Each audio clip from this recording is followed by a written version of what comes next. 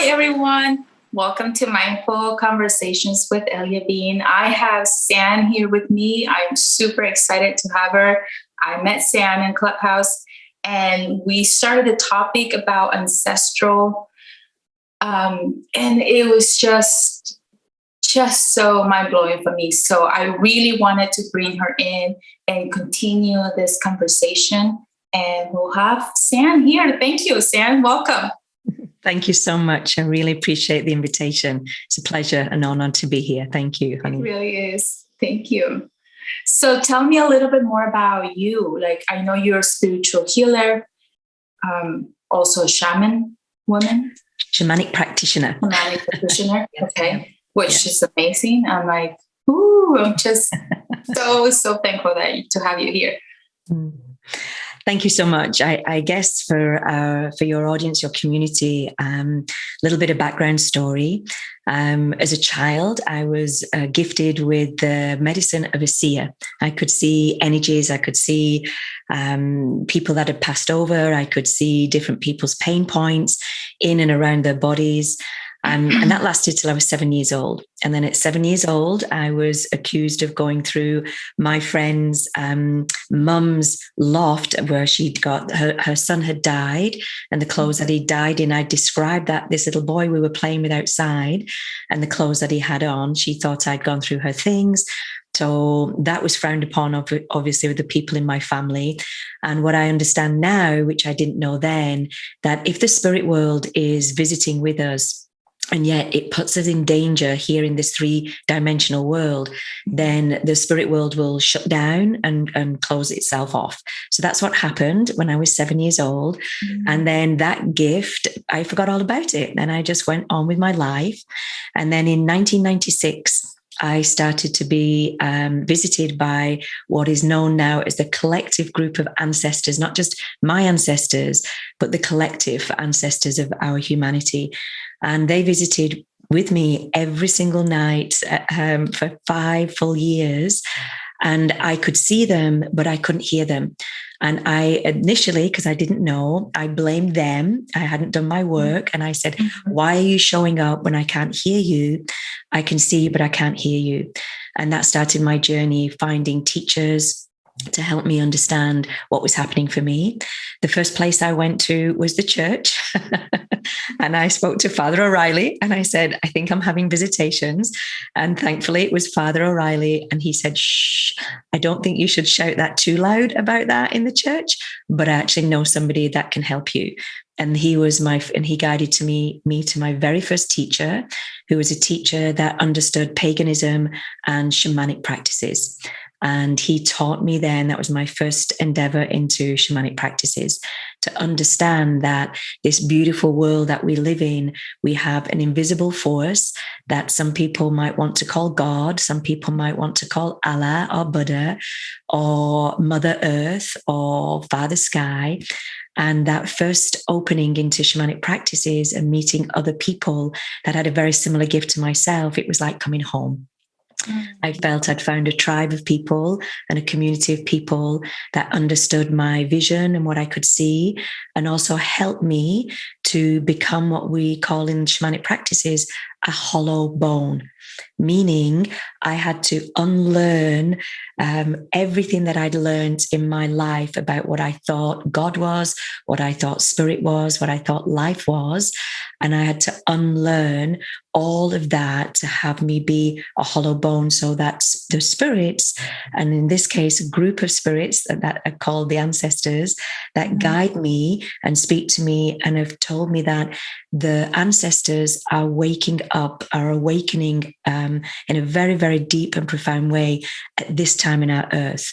So back in 1996, they said, we're here and we're coming in droves, in the thousands, to help awaken our humanity, because it's kind of going in a particular trajectory that if we have enough conscious beings on this planet to awaken, then we can literally move the trajectory of our humanity. and they pointed to unprecedented times. They said it would be a global endeavor. Nothing else was mentioned. Certainly COVID-19 wasn't mentioned, or a pandemic wasn't mentioned. But this time in our history, and when I look at other Indigenous wisdoms, many Indigenous wisdoms point to this time, where it's the awakening of the divine feminine. In some Indigenous worlds and Indigenous communities, we talk about the eagle and the condor. The eagle being the bird of the masculine, and the condor, which is the only bird that can fly higher in the sky. And the eagle is the condor, and she's the bird of the feminine, the bird of spirit. And together, at some point, they will fly in the sky together with true harmony and balance. And that is this particular time that we're in right now. So that started my journey. I sat with many teachers, shamans, medicine people. I've sat in over 100 plant medicine ceremonies. I've had some of the most profound teachers, the most humble medicine men and women that I've ever met on this planet that have been my teachers. And ultimately, they all point back to, you are your own teacher. And that is the message that I want to pass on to all of your listeners. Wherever we go, wherever we seek, we really are the teacher that we've been seeking inside ourselves. I've got more to say about ancestors, but that's a little bit of my world. Yes. No, that's beautiful. Thank you. I mean, my whole life, I feel like I just didn't fit, like there was something wrong with me. Mm-hmm. And then recently, like you're saying, this is the time of the awakening. Mm-hmm. I can't see, but I can hear. And it's like I'm waking up and I can hear all these voices or one particular voice, right? And it's like, well, am I going crazy? And I was talking to a friend who's my spiritual teacher, and he's like, no, you're not crazy. It's totally normal. Don't worry. But yes, same thing. I feel like people are starting to experience these awakenings. People are starting to either having that little feeling that there's something more, that there's something bigger, that there's something out there that they need to connect with people in that same, they're being drawn to connect. Right. And I feel like, for example, for me particularly, that's the reason why I started connecting in Clubhouse. Mm-hmm. Mm-hmm. Because I started connecting with people like you. Right. And it has been amazing. It has been an amazing journey for me, being able to connect with people like you, that you feel like, okay, I'm not crazy. Oh, hey, somebody else was going through when they were a kid, So it's amazing. I know we were talking about like as ancestral trauma, and how do we heal this trauma? How do we go back in time? Mm-hmm. And heal this trauma, to really let go and say the trauma, the pain, the sorrow ends with me. Yeah. It's a beautiful question. And in my professional background, I am a social worker. I was a social worker in the UK and live here in California now. I've been here with my husband for 15 years. And we know that we can't change the past. You just described something so beautifully, and I think most women at some point in our lives have thought we were going crazy. At some point in our awakening, in our field that's been disturbed that greatly, that we know that something isn't working anymore or something feels off. And all of the feeling, because we know that we're empaths and we carry more of the divine feminine. So that divine feminine is awakening inside of us, and she's awakening inside of the earth.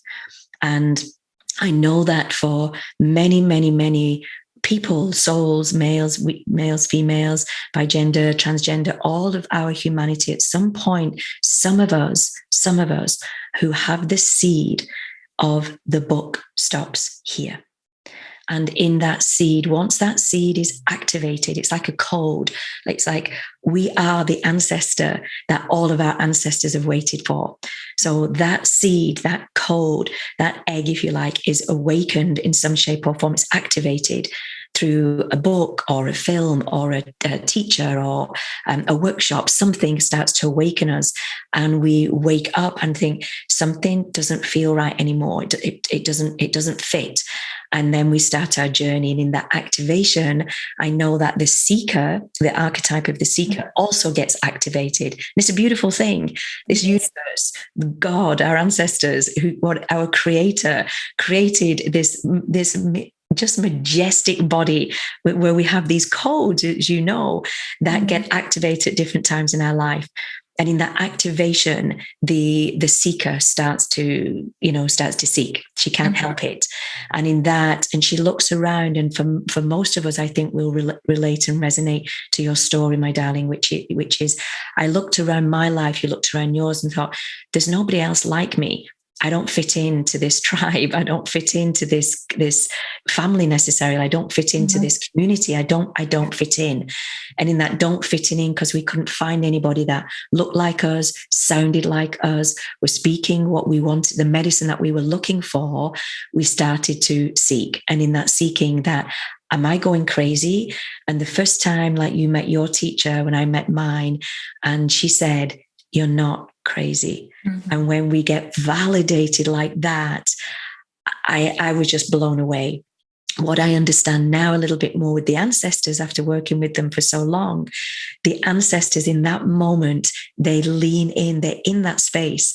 Our ancestors are physically in the space, in that awakening, just as they were when we took our very first breath, when we were born in this lifetime. And they know that we are the ancestor that they've been waiting for, because they know the seed has been activated. The book stops here. So we have all of this help and support from our ancestral line, through the matriarchal line and the patriarchal line, that are leaning into us when we start making those teeny tiny baby steps of, this doesn't work for me anymore. This isn't right. I'm going to change the trajectory of my own family line with me, and I'm going to stop whatever it is that we're stopping. And I'm going to claim, or really in the ancestral world, we are reclaiming the ancient wisdom that we've always carried. And that's when we start pulling in the ancient ancestors who really did know how to live in harmony and balance on this earth, who knew how to fly in the sky with the masculine and the feminine inside of themselves, inside of community, which was, we haven't got history books that have written about our ancient ancestors. We have them as mythical creatures or mythical stories and legends. But we also know that the best way that we can educate anyone is to tell a story. And those stories that were passed down generation to generation, those stories have been distorted. Those stories have been misunderstood. Those stories haven't been told with truth. They've been told with what I call a lot of moon medicines, which is what we'd say are our negative our aspects. And our moon medicines, for me, just for your audience to understand, they told me that the ancestors many years ago said, you have moon medicines inside a being, and you have sun medicines. The sun medicines are what I call our Facebook medicines, our Instagram medicines. It's what we want the world to know us by. It's kindness and generosity and love. But we also have moon medicines, which are the shadow, which is the anger and the judgment and the blame or the shame. And as the plant medicine, Pachamama shared with me, and she said, just like you would never see the moon in the sky without the sun, same. Until you start to shine a light on your shadows and really do the shadow work that we need to do on this earth, you will never fully have that fullness of love, that fullness of joy, that fullness of prosperity. And then the ancestor piece is, they have known what it takes to walk on this earth, being ashamed and carrying shame stories and guilt and crippling medicines that are inside of us. We have stuffed them down because we've been blamed for them, shamed for them, and had all of those moon medicines be made wrong, that we are flawed. I am wrong. I am flawed. So now in this great awakening, it's also a great purging where we are purging out those medicines so we can be held, just like you hold your audience and your clients. when we can hold a being that can speak without any judgment, so they can speak that story, and there starts the journey of the awakening and the ripple effect to the ancestors who all lean in, because that soul is going to change the trajectory of that line in that being. So all the ancestors literally are leaning in, helping, guiding. If we can listen to them, feel them, our ancestors are leaning in, saying, I couldn't do it. I didn't have the seed in my lifetime, but you do. And in that moment, it's magical. Yeah. Yes. I almost feel it. And I actually heard this I was on Saturday night, I was doing a healing work for somebody else. But in that healing, it's like, for me, when I heal somebody else, I heal myself. Yes. Every time I'm healing somebody else, I'm also healing myself. And when I ended that healing to that person, something came to me, and I was going through my own healing. And in that moment, I could hear the voice of saying, like, help is on the way. Don't worry. Everything's going to be fine. And that's how I see it now. That's how I feel it now. It's like, help is on the way. Don't worry. Everything's going to be fine. No matter how the trajectory, no matter how everything, the collateral damages that we go through, the end result is going to be fine. Right. Like, no matter with so much conviction and so much validation, right? And I also wanted to say for the audience, because I said I could see the ancestors in 1996, but I couldn't hear them. And you said so beautifully, I can't see them, but I can hear them. So I just want to make an offering here to your beautiful community, because one of the biggest questions I get asked is, how do I find my ancestors? How do I find them? How do I see them? How do I know that they're there? And they can use all of our senses, just like you've mentioned. They can speak to us. They can whisper to us. We can see them if we start to tune in.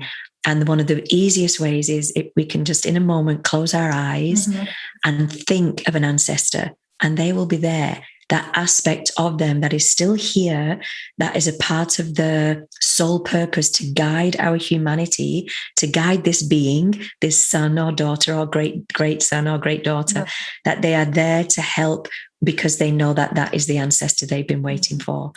And some people don't see or hear. They can smell sometimes. They can smell a perfume like a lavender or a rose that is associated to a grandmother, or a pipe tobacco, which can be associated with a grandfather.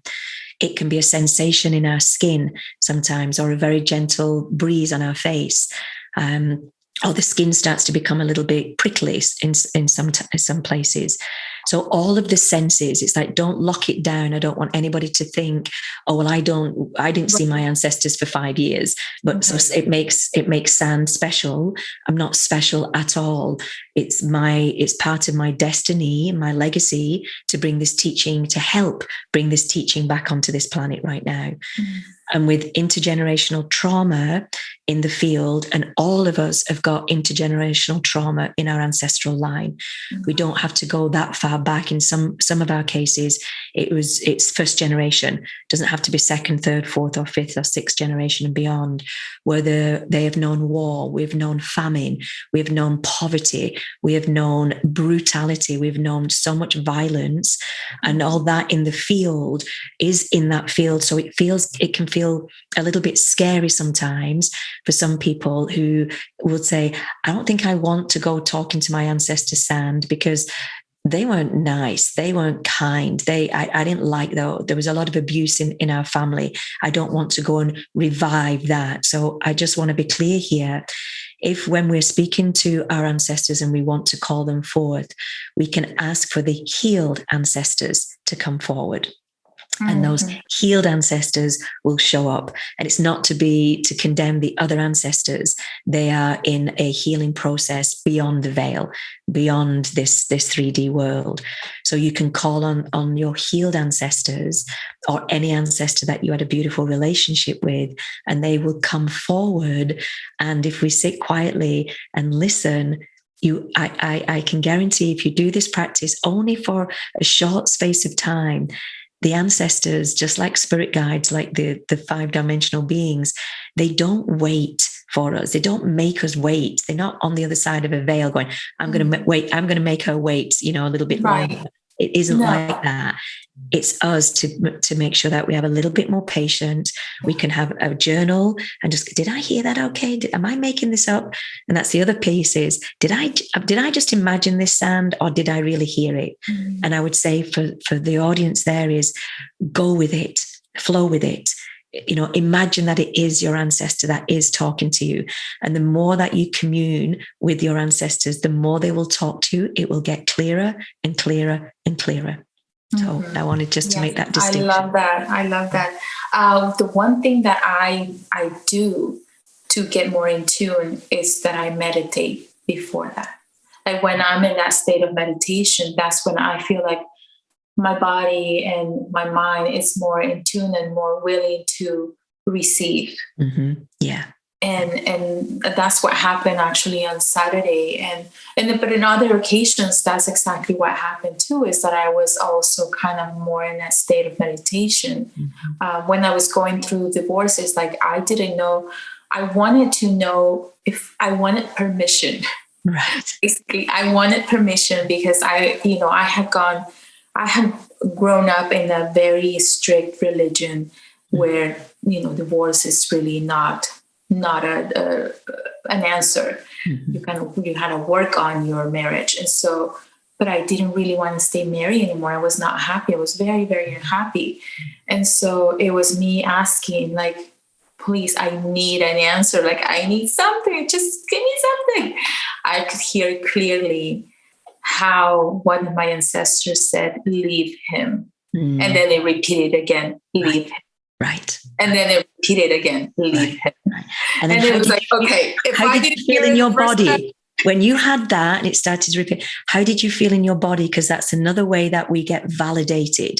So we think, did I just imagine that? What happened in your body, Elia Bean? In my body, the way I feel it is that I feel this like tingly sensation in this area, in my chest area. So when they said leave him, that's what started, right? That's where it came. Yes.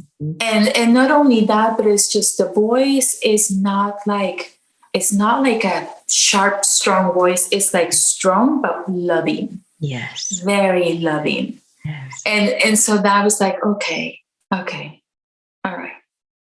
Okay. That's my answer right there. But that you've just validated, I guess, or revalidated what we were just sharing before, which is for some of your audience, for some of your beautiful communities. How do I know was that just me saying leave him because I want to? Right. So how do I get validation? And the place why I asked you about the body is we can feel it sometimes in the body. And it's like, feel it and tune into that. And does it feel right for you? Exactly. Does it feel right for you? Yeah. And we can listen to that and go, leave him. Okay. If I ignore this, what would my life look like? And what would my life feel like? And that is another way that we could discern, like, what would I feel like if I didn't leave? Right. And then we get a feeling in the body of an accuracy going, it's not going to feel good. It's not going to end well if you stay. And in the other place, because what you're speaking into here is your intuition. When you said I meditate first before I communicate, it helps strengthen that intuition. And again, for most women, I know they say women's intuition, and I'm not disregarding any of our brothers out there, but in that feminine energy of intuition, that intuition can get so strong, and the intuition is the nudges. And all of your audience, I bet my bottom dollar, all of your audience, every single one at some point in our life, we will have got a nudge, which is the intuition. Don't go that way. Why don't you call a friend? Why don't you go in this particular restaurant? And then you go, oh my God, I've met somebody, I've not seen them for 20 years. Or I called a friend and they really needed me right now. Or I got a nudge to don't take the car today. And you realize the next day the brakes were, bad, or you got a flat tire. So all those little nudges are nudges from the universe. And they're nudges also from our ancestors that are trying to get our attention. And whispered, yeah. And if we, you know, with this, gosh, there's so much, and I know that we're almost at time. It's almost cruel. I wanted to offer this as well. I really wanted to say this to your beautiful community. For any one of us, and again, this is so powerful. In terms of epigenetics, which is kind of the environmental gene pool that our parents and grandparents had in their experiences of life. If we just remind ourselves of this science, that our presence was already here on this earth because we were an egg in our mother's womb when she was 4 months utero in the grandmother's womb. I'll say that again. We who are here now already had a presence on this earth because we were an egg in our mother's womb when she was 4 months in utero in our grandmother's tummy. So we're already here, and whatever that environment was, that also influenced us. We don't just get our father's eyes, our mother's smile, our grandmother's hair. We get the epigenetical field, what was happening at that moment, which is why there is so much still trauma to be released in our humanity in this decade in particular. This is the decade of releasing, the decade of reclaiming, the decade of awakening more than any other decade in our history. So, and there are beautiful people and teachers like yourself that can help people with releasing in a safe place any intergenerational trauma through epigenetics or through the trauma field of gene pool. That lives inside the marrow of our bones, as we say in shamanic practices, that are in the skin tissues. We can heal. We absolutely can heal and live a thriving, beautiful life. Our past doesn't define us, and we get to rewrite it from today. Absolutely. Oh my God. Thank you so much. Yes. I was just working with a client today, and she has so much trauma. And I always ask my clients, where does that pain feel in your body? Yes. Yeah. And then I do energy work where I, extract that pain out of their body. And it's like, it's so beautiful. It's so beautiful. It's so beautiful to see the energy shifting in their face and their body. And they're just kind of like, yes, letting go, finally letting go. So yes, absolutely. Thank you so much for being here. Yes, I mean, you're a beautiful teacher, beautiful shamanic practitioner. Oh my gosh. How can we find you?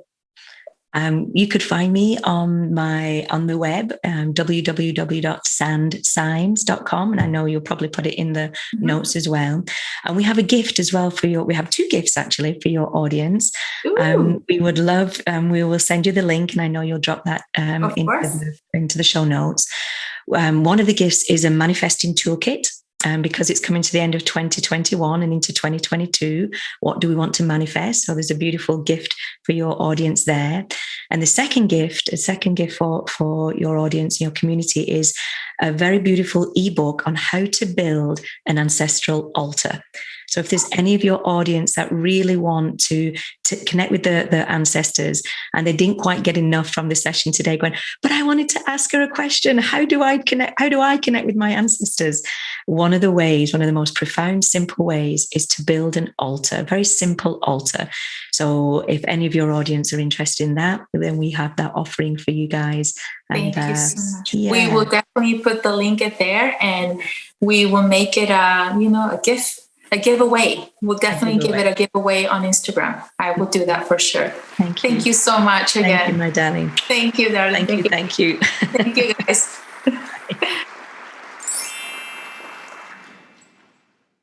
Glutathione is a big word.